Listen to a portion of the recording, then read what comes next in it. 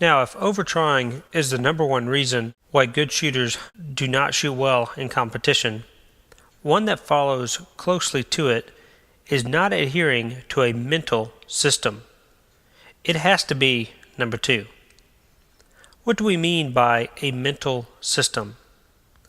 A mental system, as we teach it, is a duplicatable system which allows a shooter the ability to have a consistent performance. When you get down to it, archery is really a two-step process. First, learn how to shoot a 10. Second, duplicate number 1. And this holds true especially with indoor competitions. If you shoot indoor archery, and you're a compound shooter for example, if you miss that 10 ring, chances of winning that match are slim to none. The key is to duplicate. Now, how do you duplicate something? You repeat it. Now, you can't repeat something if you don't know something you're supposed to be repeating. If I were a builder, for example, and I had a contract to build a house, and I sold it and made a profit on it, and let's say a friend of the new owner saw it and decided that he wanted to build the same house for himself, and he asked me to build that same house. How would I do that? Well, all I would have to do is to get out my blueprints and build another house. I know what to do by the results of following my blueprints from the first house. I could build 15 if I wanted to, because I have a system that's duplicatable. Now you have to do the same thing with your shooting, both in technique and in the mental side of the game.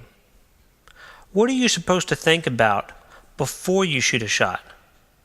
What are you supposed to think about during the shot? And what do you think about after the shot? And so this is what is meant by a mental system, breaking it down into steps. Provide yourself with a good, consistent mental process of thinking before each and every shot. Now, what do I mean by that? If you look at most archers that have a good pre-shot routine, you'll notice that they kind of look like a robot. Everything is rhythmic and is in tempo. You want to also have consistency like that in the way you think. Just like you would in the pre-shot routine, you want to think the same way before each and every shot. But make sure that that thought is a thought that will help aid you into getting the performance that you desire. It's a lot more complicated than just being positive. But this is true. If you're not consistent in the way you think, then don't expect to be consistent in the way you shoot. Think the same way before each and every shot, and it will help improve the probability that you will perform consistently on each and every shot. When shooters are practicing and training, they are working on skills. They're working on process. Their focus is how to improve, get the shot off on time, and follow through. All of the processes necessary in order to execute the shot well. There's no worry about score. There's no competitors to beat. There's no scoreboard to look at. There's no effort to worry about how many 10s or X's that shooter might have. All of those things happen when you go to a competition, but they don't happen in training. It's very easy to be process-oriented in training.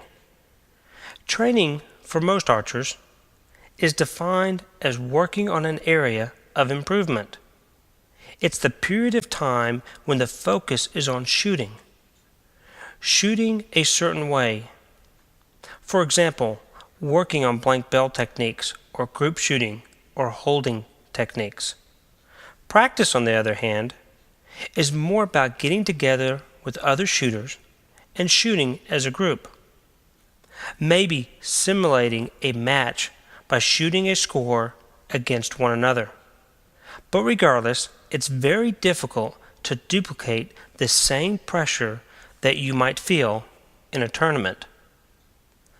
Competitions have a different factor than training or practicing. To begin with, there's the delay factor. You have more shooters shooting, so you have to wait to shoot. Second is the effort factor. Now let's take a look at that for a second. A good analogy is one about the I-beam. Let's imagine that there's a steel I-beam on the ground. It's about 20 feet long and 6 inches wide. Can you walk that I-beam without falling off? Sure you can. And if I were to say that I would give you $100 to walk right down that I-beam and turn around and come back, could you do that? Sure you could. You'd probably jump at that chance. So what would the conscious mind be thinking about? The conscious mind would probably be thinking about, what are we going to spend that $100 on? Do you have the subconscious skill to do that task? Well, sure you do. 6 inches is plenty wide. What would the self-image be thinking? It would say, well, it's like me to do that. It would be just like walking on the curb when we were kids. The self-image would be saying, I could do that. I can walk right down that I-beam, turn around, and come right back. No problem. Now let's take that I-beam and put it off the side of a 3-story building and let it just sit there, out in the open air. How many of you would want to walk down 20 feet and back on that I-beam for $100? Most of us wouldn't. If you actually got up on the I-beam, what would you be thinking? I doubt you would be thinking about the $100. In fact, you're probably going to be picturing, what happens if I fall? You would definitely be more concerned about falling rather than the $100. And your self-image would probably be saying, it's not like me to do this. I know my self-image would.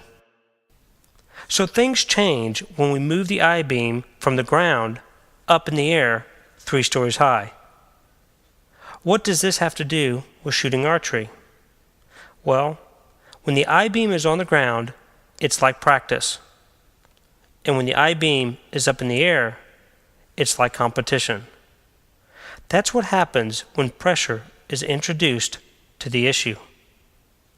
The best way to control pressure is to keep your focus on the process. What do I need to do in order to shoot a good shot to increase the chances of me running an end, shooting each and every shot just like I want? What do I need to do? What's the next step? If I had a mental system, I would know what to do and what to keep my mind on. Now I know that it's much more complicated than that, but the moment that you start to think about outcome, the minute that you start to think about score or worry about where you are in a competition, you become outcome oriented. The fact is, you must be process oriented and not outcome oriented. When you catch yourself thinking about score, and I just ran 20 shots in a row, and I need 10 more good shots, or if you're wondering if you're leading the match or if you're way behind in the match, you have just become outcome oriented. And you have proven the probability that you will miss the 10 ring. I promise you this, if you win the match, someone will tell you. If you are in a— someone will tell you. The scoreboard has a job, and its job is to let you know where you stand amongst your competitors. When you take your mind off the process and put it on outcome, you improve the probability of missing the 10 ring. My point is this: think process, not outcome, and you will shoot better scores.